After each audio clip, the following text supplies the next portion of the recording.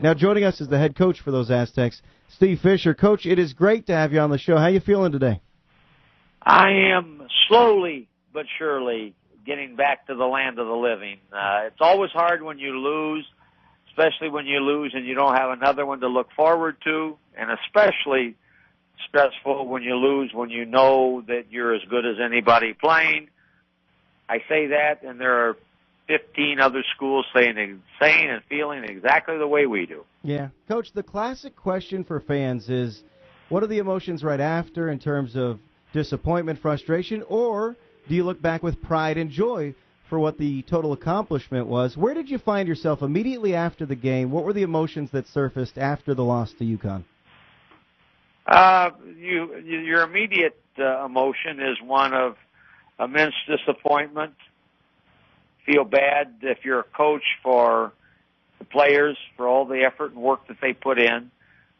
So it's an immediate, almost 180 emotional turn from where you were when you win your double overtime game against Temple. But that's the nature of what we do. And I told them afterwards that there's nothing wrong with crying. But when you walk into the press conference, hold your head up.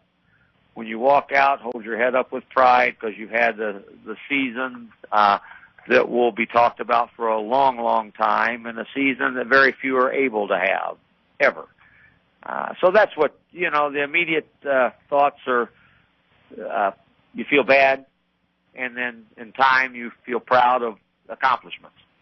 Coach, I think, everyone thinks about this tournament as being one of the, more glorious sporting events of our country throughout the year, but we saw how it could be agonizing as well as DJ Gay has played, since he's been here with the Aztecs, and the strong year that he had, that last turnover was so uncharacteristic of him. It's just a very unfortunate thing that's one of his lasting plays, as an Aztec, is that turnover right there. Well, that won't be lasting. That thought will never be in my mind about DJ. DJ carried us in that second half as he made big basket after big basket to allow us to have a chance to say we could win this game with a minute and a half to go.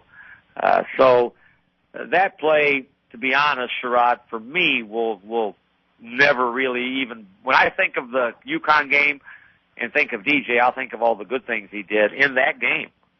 Coach, I did notice that, and let me know if this is something you did on purpose. It seemed like you had Kawhi actually bringing the ball up a little bit more to try to free DJ up, maybe off some ball screens, some pick and rolls to get himself going. And you're right, he did have one of his stronger games of the tournament. Kawhi, we had him be at the point some. I think when you have that responsibility the whole game, like a DJ, and you play as many minutes as you do, it can wear you down a little bit. But also, Kawhi is a guy that we want him to. We give him freedom to when he gets a defensive rebound, and he gets a lot of them, to push the ball himself to get us into something out of the flow. So a little bit predetermined, but a little bit happens when he makes defensive plays. Talking to Aztecs head coach Steve Fisher. Coach, do you expect this season, not just on the court, but in the community, season ticket sales, the buzz, having your logo all over ESPN and CBS, do you expect this season to have a lasting impact for the future of the program? It will have a lasting impact on this community. I do believe that. This is something that galvanized the city for a period of time and had everybody talking about it. Everyone wanting a ticket to see the games, from students lined up 24 hours in advance to nationally televised games. And you hope that it will have a residual effect with recruiting also. Most of the kids are signed for this year, but you're hoping that it'll have effect on future recruiting. So I think it will have just like the ocean, a ripple effect that you don't know how long it'll keep going. Coach, what would be your overall grade or evaluation of your team's play just in this NCAA tournament? I know they play well in the Mountain West and throughout the year, but for these 3 games in the tournament, how do you feel about your team's play? Well, we won 2 games. We've never done that before. And when you get to this stage, nobody asks how or how many you won by. They just say, are you still playing? And all you need to do is look at some of the teams that are still playing or that did advance and how they did it. And I don't have to repeat all the close games, but take a look at what Butler did. had a 1-point game and a 2-point game, their first 2 games of the tournament. They had Pittsburgh shooting a free throw to win the game, and strange things happen. So I don't put a grade on it. I put, the fact that we won 2 games, had never done that before, played a really good, hot UConn team, and just weren't quite good enough to get it done on that day. And if you play it again tomorrow, the results could be different. Aztecs head coach Steve Fisher is with us. Do you ever know before tip-off how your team's going to play, or is it always a mystery? Because sometimes it's incredible, sometimes you struggle at the beginning. Do you ever have a grasp on what you're going to see? I think occasionally you can tell if you're not ready to play. That usually occurs when you're playing somebody that everybody says you're supposed to beat. But most of the time, you don't know for sure.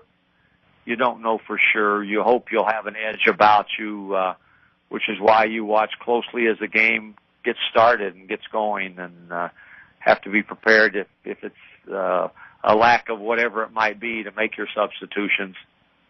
Coach, if someone told me that Kemba Walker was going to have 36 points against you, I'd say, okay, that's fine. I could believe that, and I still believe the Aztecs would win. But I didn't know Kemba Walker would have 36, and then the freshman Jeremy Lamb would drop 24. Was that kind of a surprise for you guys as well?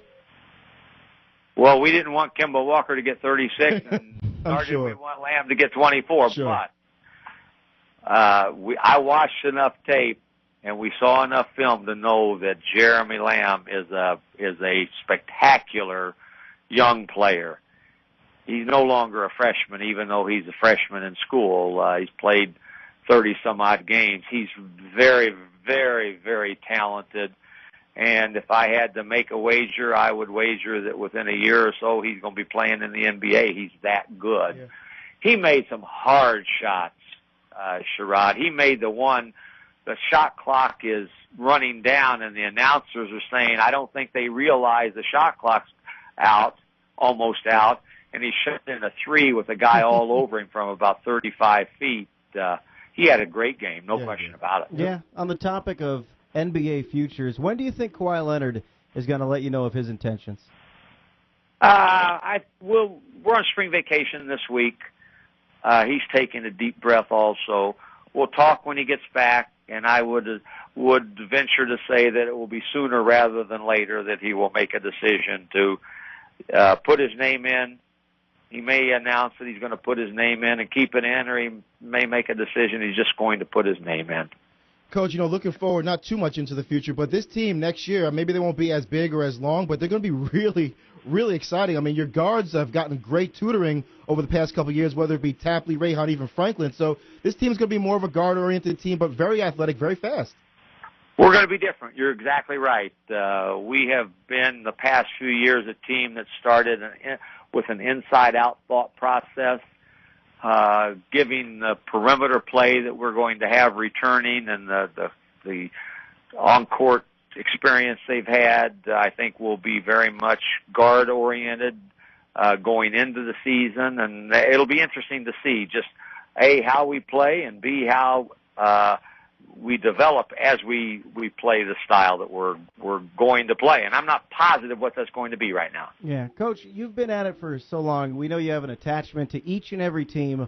No matter what the final record is or the final result, you've been a mentor and a father figure to a lot of these guys. But was this year even more extraordinary? Was this year even more special, the relationships that you had with a Malcolm Thomas, a Billy White, a DJ Gay? Was this one of the more unforgettable, magical seasons you've ever been a part of? Oh, it has to be, for all the reasons. One, when you win, it adds a little bit of everything to everybody.